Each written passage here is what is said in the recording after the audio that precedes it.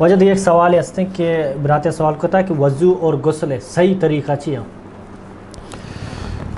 وضو طریقہ صحیح طریقہ ہمشن کہ حضرت علی رضی اللہ تعالیٰ عنہ و صحابہ کرامن کر رہا وضو کو تو فیض داشت اور فدا مردمان گوش کے ہمیں وڑا نبی کریم صلی اللہ علیہ وسلم علی تک واجہ وضو کتا ہمشن کہ اول بسم اللہ بکا بسم اللہ کنگ سنتیں اگر ایک کی بحال بھی فروانے بلے باید بسم اللہ بکا ہوتی دستاں سہ بران تا مچا بشودی پدا سہ بران دفعہ گل گل بجان پورا مسواک بکن سنتیں سہ بران فونزہ آب مام بکن سہ بران ہوتی پورا دیما بشودی چی پیشانیہ بغیر تائیں گوش بنائے تائیں زنک چہرہ پورا بشودی رشوالائی مردم ہوتی رشانہ آب بر بکن تو حلال بکن پدا ہوتی دستا تائیں سروش کا سہ بران شر بشودی تے پدا چپیں راستیں دستا پدا چپیں دستا پدا ہوتی پورا سرا مسا بکن چی دا چی بگفتی بیاری تنگو کا پدا تحمدہ بیاری تے پدا ہوتی گوشہ مسا بکن ایک گردن مسا کنک ثبوت نہیں اکلاتے گردنہ مسا کم گردن مسا کنک ثبوت نہیں بلکہ بدتی گوشان تو کا مسا بکن ایوڑا گوشان پوشتا بس ایوڑا اے سمجھنا پدا ہوتی فادا راستے نہ تائیں مکیا بشودی پدا چپیں فادا سیبرا اے وضوی طریقہ ہیں سمجھنا اور تیمم طریقہ سمجھنا کہ اگر آف نہ دی یا آف ہے بلے بیماری سب آپ استعمال کو تو نہ کہاں یا سفری تو کہاں یا آپ کم من تو ہما آپ ورگ واسطہ بس نہ بن تو آگا وضو بکنا پا دیم تا تونے کشی تے تو ای صورت اللہ تعالیٰ حاک آپ بدل کتا سمجھنا آئی طریقہ ہمشن کی توتی دستانہ زمین سراہمودہ کے دنز گبارہ بجان پدا چنڈے سمجھنا پدا اوتی دیما بے لگاش پدا دستان چویوڑا بے لگاش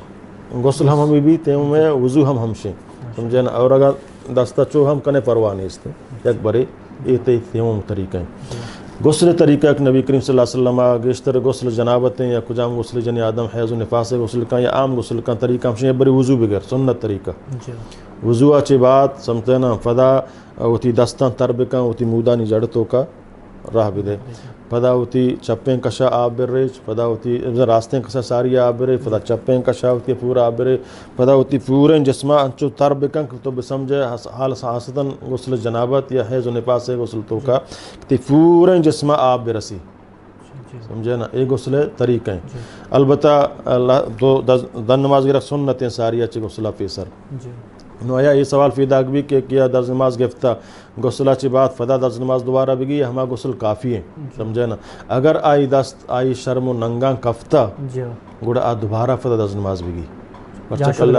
جان شدگا بات فدا اچھا کہ اللہ نے فرمایا ہر کس ہوتی شرم و ننگائن ہوتی آزایاں بغیر حائلہ دست بجان تو آئی سرا وضو ہا باید وضو بکا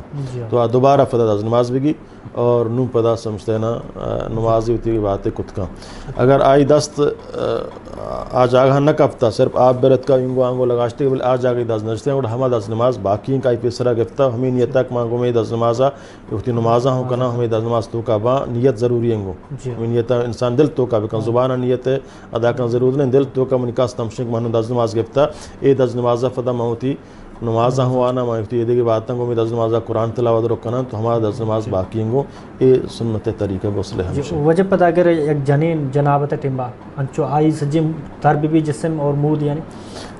جی ہاں نبی کریم صلی اللہ علیہ وسلم کر رہا ایک جنین آدمیات کہ رسول اللہ منی مود سک بھزنت تو آیا مانگو غسل جنابت ہوتی مودان پچ کنا اللہ نے فرمایا نا مودان پچ مکا سمجھانا البتہ مودانی جڑا آب برسی باقی انگا انگو تو کا بستگم مودی ہوش فروانے بلے ہما جڑیں او دا ہمیں اوڑا آب بربرج کہ او دا آپ ہما جڑا تیا برسی تنگو سمجھے نا اور آدھے کے آزاد درست بعد ہانا آب برسی تنگو